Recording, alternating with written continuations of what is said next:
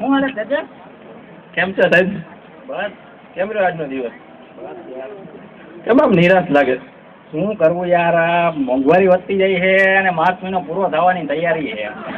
પગાર વધારો થવાનો કે નહીં કઈ ખબર પડી કઈ નહીં? કાંઈ ખબર નથી યાર. આ કઈ બોલતું નથી અને આ સાહેબોને તો ઉપરની કમાણી હોય તો હાલ્યા રાખે. આપણા જેવા નાના માણા મરી જાય.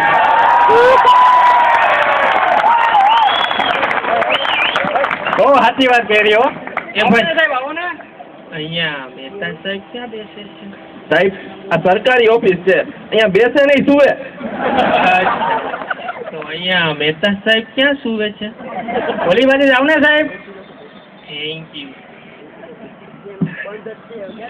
Thank you.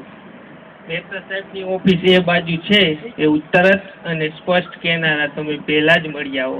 અરે સાહેબ, ત્યાં મહેતા સાહેબની ઓફિસ ની પૂછપરછની બારી છે. તમારે જે કાંઈ પૂછવું હોય ત્યાં જઈને પૂછો ને. અમારું દિમાગ શું કામ ખાવ છો? પૂછપરછ વિભાગમાં તો હું 5 વખત જઈ આવ્યો અને મેં પૂછ્યું કે મહેતા સાહેબ ક્યાં, તો એને એમ કહ્યું કે તમે અહીંથી વેતા થાઓ. મને આવું કહ્યું. બોલો એમાં શું છે સાહેબ, એને હે નંબર છે, એને બરોબર દેખાતું નથી. નંબર? પણ મેં તો એમને ચશ્મા પહેરેલા ન જોયા. શું એમને નંબર છે? અરે સાહેબ, એને નોટોના નંબર છે.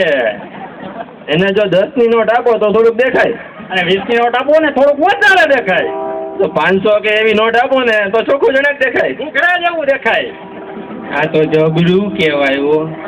એટલે પૂછવા માટે પણ પૈસા આપવા પડે છે? અરે સાહેબ, તમે નવા લાગો છો. તમે જ્યાં ઊભા છો ને એના પણ પૈસા પડે.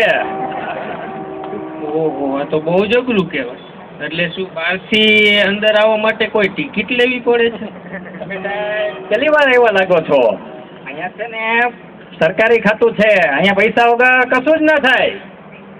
આ તો નવીન વાત જાણવા મળી. જો હું તમને સમજાવું. આમાં શું છે, સાહેબના છોકરાને વિદેશ ભણવા જવાનું હોય. અચ્છા. સાહેબની વાઈફને હીરાનો હાર જોતો હોય. ઓહો. સાહેબની છોકરીને લગન આવતા હોય. સાહેબના ઘરે એસી નખાવાનું હોય તો આ જવાબદારી કોની? સાહેબોની? ના ના, અહીંયા જે કોન્ટ્રાક્ટરોની ફાઇલ ચાલતી હોય ને એ લોકોની.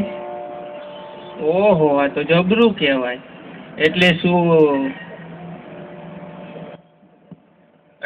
અહીંયા સરકારી લોકોને પગાર નથી મળતો? અરે સાહેબ, આમાં જે પગાર મળે છે ને એમાં તો ખાલી પંખો આવે. આવડા મોટા સાહેબ ને આવડું એસી ઘરમાં ના હોય તો કેવું લાગે? બહુ ખરાબ લાગે. તમારી વાત સાચી. એટલે જ્યાં સુધી સાહેબના ઘરમાં એસી ના આવે ને ત્યાં સુધી કોઈ કોન્ટ્રાક્ટરોની ફાઇલ આગળ ના ચાલે. એટલે આ ફાઇલું હલે ચલે પણ ખરી? હલે કરી અને ખોવાઈ પણ જાય. ઓહો. અને પાછી મરી જાય. વાહ. અને જો ઓછું વજન હોય ને તો ખોવાઈ જાય, ને જો થોડું વધારે વજન મૂકો ને એટલે યોગ્ય ફાઇલ યોગ્ય સમયે યોગ્ય સ્થળે પહોંચી જાય. તો જબરું કહેવાય.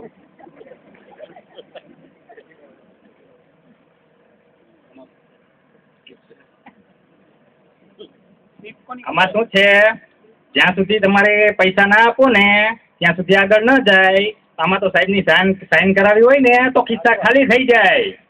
ઓહો, આ તો જબરું કહેવાય.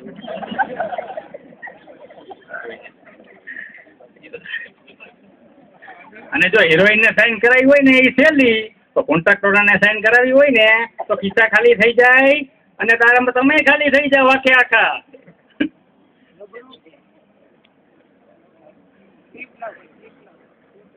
આમાં શું છે, જો અમારા જેવા નાના માણસો છે ને ચા પાણીથી પતી જાય.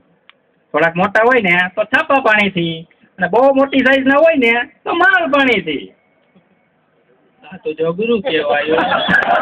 આ તો નવીન વાત જાણવા મળી. એટલે એમાં એવું છે ને સાહેબ, આ બધો અવાજ છે ને સાહેબની ખુરશીનો છે. ખરી વાત હો તમારી. જો સાહેબની ખુરશી છૂટી જાય તો સાહેબના વટની તો વાટ લાગી જાય. તમારી ખરી વાત હો સાહેબ. તમે નવા આવ્યા લાગો છો.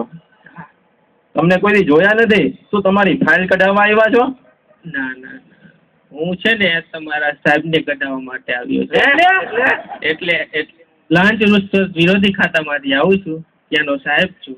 અહીંયા તમારી ઓફિસમાં શું ચાલે છે તે જાણવા માટે જ અહીં આવ્યો હતો. તે બધું તમે મને સ્પષ્ટ શબ્દોમાં કહી દીધું તે બદલ આપ બંનેનો ખૂબ ખૂબ આભાર. અરે સાહેબ આમાં તો અમારા સાહેબની પથારી ભરી જવાની. આ સાહેબ ઉપરની કમાણી બધી નીચેથી લઈ જવાના હે. આમાં છોકરો ફોરેન તો શું મોટી માળે નહીં જાય કે મારા ગામમાં. હવે આ સાહેબ તો એથી તો હું પંખાના બાપા થવાના હે.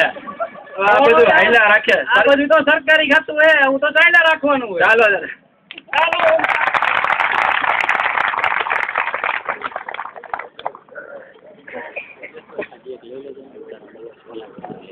વારો આવ્યો ખરા નાટક જોવાનો. હવે હું આ બંધ કેમ